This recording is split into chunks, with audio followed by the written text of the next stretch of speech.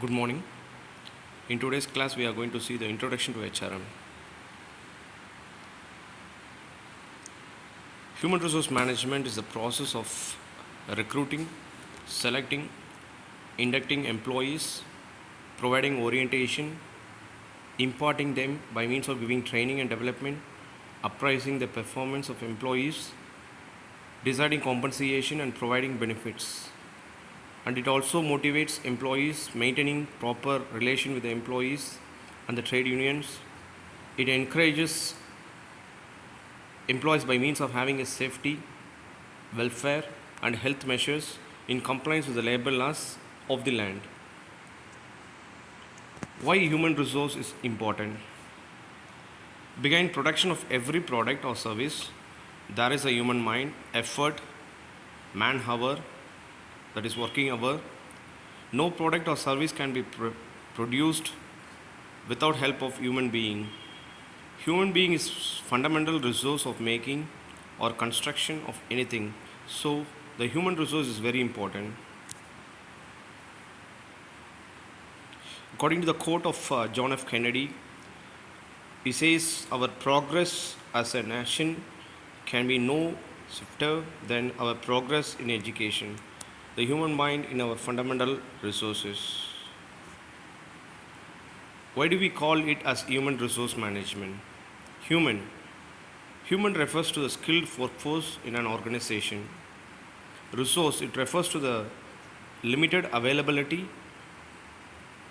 or scarce of the resources. And management refers to how to optimize and make best use of such limited or scarce resources so as to meet the organization goals and vision. According to Edwin, he defines human resource management as a planning process, organizing, directing, controlling of procurement, development, compensation, integration, maintenance, and separation of human resource to the end that individual, organizational, and social objectives are achieved. According to NIPM of India, it specifies the human resources as a personal management, that's a part of management which is concerned with the people at work, with their relationship within an enterprise. Its aim is to bring together and develop into an effective organization of the men and women who make up enterprise and having regard for the well-being of the individual and of working groups to enable them to make their best contribution to its success. What is the nature or features of a human resource management? HRM is a comprehensive function. It is associated or people oriented. It's action oriented.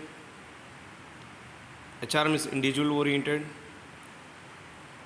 It is a development oriented and pervasive function. It's a continuous function. It's a future oriented. Human resource management is a challenging function, interdisciplinary, and it is a science as well as art. What's the scope of HRM? The scope of HRM is extensive and far-reaching. Therefore, it is very difficult to define it concisely. However, we may classify the same under following heads. HRM is a personal management. Manpower planning, it is doing the hiring, that is recruitment and selection. It gives training, development, induction and orientation. It is having the function of transfer, promotion, compensation, layoff and retrenchment, and employee productivity. HRM can also be defined as employee welfare. These are some of the terms used in employee welfare: safety service, health services, welfare funds, social security, medical services, cleanliness, proper ventilation and lighting, sanitation, medical care, sickness benefits, employment, injury benefits, personal injury benefits, maternity benefits, unemployment benefits, and family benefits. Scope as an industrial relation. HR plays a very vital role by means of joint consultation, disciplinary procedures, solving problems with mutual efforts, understanding human behavior and maintaining work relation, collective bargaining and settlement disputes. Now we are going to see what is the objective of HRM. The aim or objective of HRM that will help the organization to attain its goal by providing well-trained and well-motivated employees. HRM employs the skills and knowledge of employees efficiently and effectively, that is, to utilize human resource effectively. It also enhances job satisfaction and self-actualization of employees by encouraging and assisting every employee to realize his or her full potential.